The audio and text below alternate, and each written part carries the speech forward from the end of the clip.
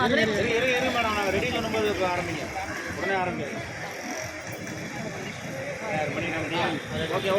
மதுரை மாவட்டத்திலேருந்து நாங்கள் வந்திருக்கோம். கிட்டத்தட்ட ஒரு 35 பேர் கிட்டக்க வந்திருக்கோம். வேன் பிடிச்சி வர அளவுக்கு எங்கள் நிலைமை இருக்குது. இந்த அரசு எங்களை ஒரு பணி வாய்ப்புக்காக எத்தனை தடவை நாங்கள் அலைஞ்சிக்கிட்டு இருக்கோம்.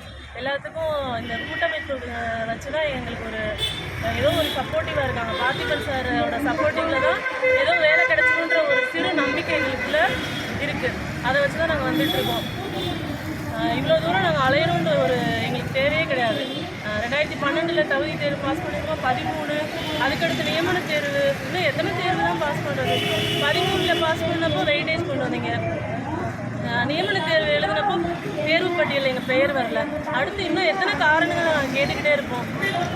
ஒரே ஒரு வேலை தானே நாங்கள் கேட்குறோம். அனைத்து காலி பணியிடங்களையும் நிரப்பணும்.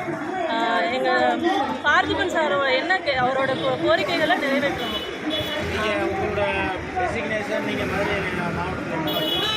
மதுரை மாவட்டத்தில் ஒரு சிபிஎஸ்சி ஸ்கூலில் 10 இயர்ஸ் மதுரை மாவட்டத்தில் ஒருங்கிணைப்பாளர் ஒர்க் பண்ண வேலையை விட்டுட்டு எஸ்ஜிடியில் வேலை கிடைக்கணும் அப்படின்னு சொல்கிறதுக்காக 15,000 சம்பளம் வாங்கினதை விட்டுட்டு தான் படிச்சுக்கிட்டு இருக்கேன். இனிமேலாவது ஏதோ ஒரு இதில் இந்த போராட்டம் இந்த மாதிரிலாம் நம்மளை ஈடுபடுத்திக்கலாம்னு சொல்லிட்டு அந்த வேலையை விட்டுட்டு தான் நான் இன்றைக்கி நிற்கிறேன். இந்த மாதிரி எத்தனையோ பேர் அவங்களோட வாழ்வாதாரத்தை தொலைச்சிட்டு தான் நம்ம இருக்கிறோம். தயவு செஞ்சு இந்த அரசுகிட்ட நாங்கள் கேட்குறது, எங்களுக்கு அரசு மட்டும் மாறுது, ஆனால் எங்களோட வாழ்க்கை மாறவே கிடையாது.